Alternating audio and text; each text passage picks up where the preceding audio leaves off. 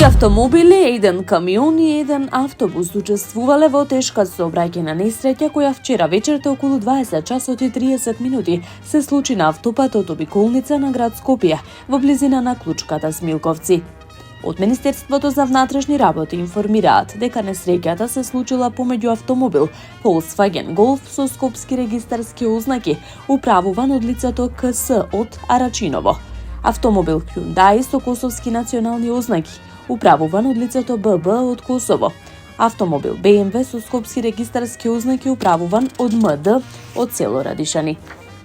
Товарно возило Scania со приколка со бугарски национални ознаки, управувано од лицето ДВ од Бугарија, и паркиран автобус Сано со скопски регистарски ознаки.